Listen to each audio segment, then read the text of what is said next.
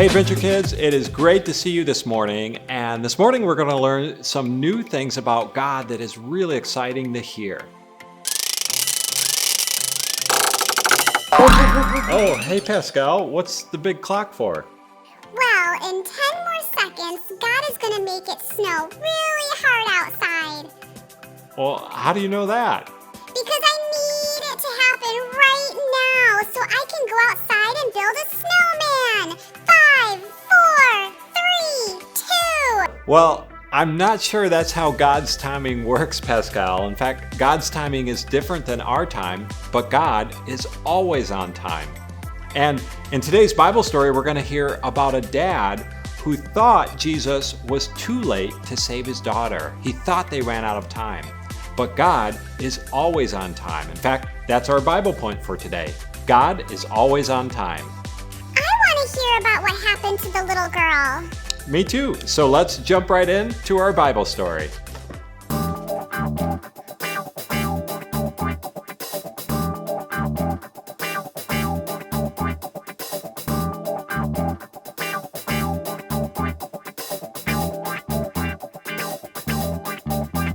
There once was a little girl who didn't get out of bed one morning, or the next, or the next. In fact, she didn't get out of bed for a whole month.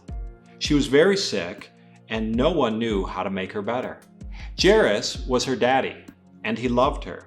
One day he was sitting by her bed, holding her hand, wishing there was something he could do. I know, he said. He jumped to his feet, put on his coat, kissed his daughter, ran down the steps, past the servants, out of the house, through the gates, along the road, into the town, up the steps, and into the temple. He fought his way through all the people until at last he found who he was looking for. Jesus, he said, falling at Jesus' feet. My daughter, he pleaded. Please. But he didn't need to beg, because before he'd even finished speaking, Jesus reached out his hand and helped him up. I'll come at once, Jesus said. Jairus' eyes filled with tears. Jesus was coming. It would be all right. In those days, of course, they didn't have ambulances, so they had to go by foot. Jesus' helpers knew that he would heal the sick girl, but they must hurry. If Jesus didn't get there soon, it would be too late. But everyone was in the way, hustling and bustling, jostling and pressing, pushing and shoving, squishing and squashing. The disciples ran ahead, forcing back the crowd. Suddenly, Jesus stopped. His friends looked back. What was he doing? Who touched me? Jesus asked, because he felt power go out of him. Me.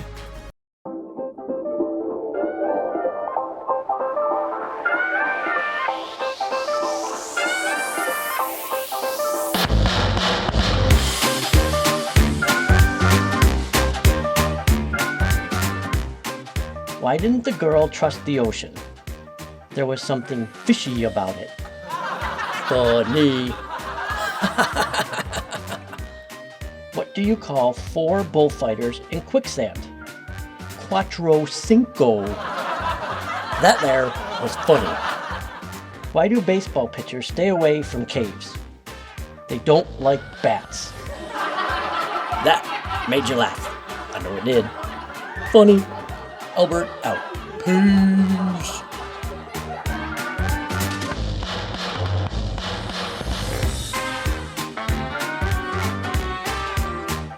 Who touched me?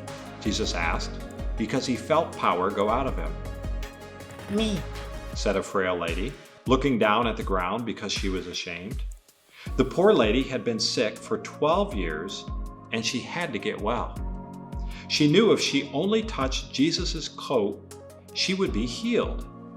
So she touched his coat, and instantly she was well. We don't have time, Jesus' friends said. But Jesus always had time. He reached out his hands and gently lifted her head. He looked into her eyes and smiled. You believed, he said, wiping a tear from her eye, and now you are well. Just then, Jairus' servant rushed up to Jairus. It's too late, he said breathlessly. Your daughter is dead. Jesus turned to Jairus. It's not too late. Jesus said. Trust me. At Jairus' house, everyone was crying. But Jesus said, I'm going to wake her up. Everyone laughed at him because they knew she was dead.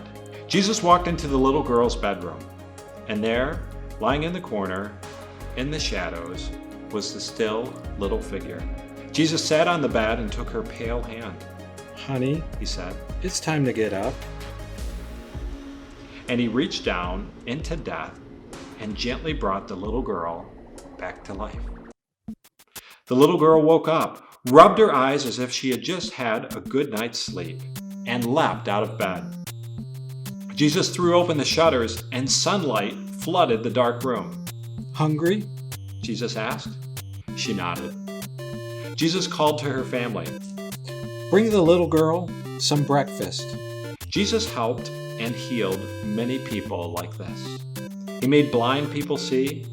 He made deaf people hear. He made lame people walk. Jesus was making the sad things come untrue. He was mending God's broken world. And that's our story.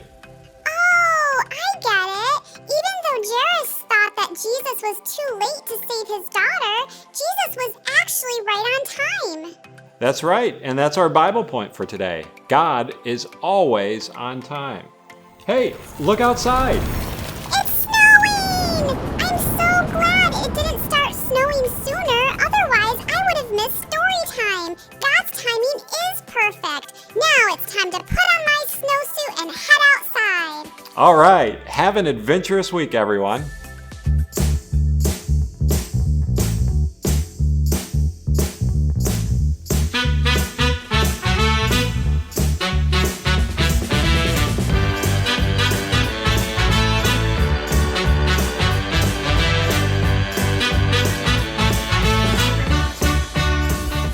So hey Adventure Kids, this is a part of the show where you send in your questions to me, Jake, and I answer them. So let me grab my mailbag.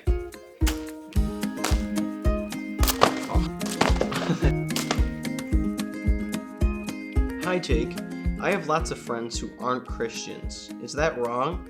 Does it make God mad? From Joshua. That is an awesome question, Joshua. First of all, this actually makes God smile.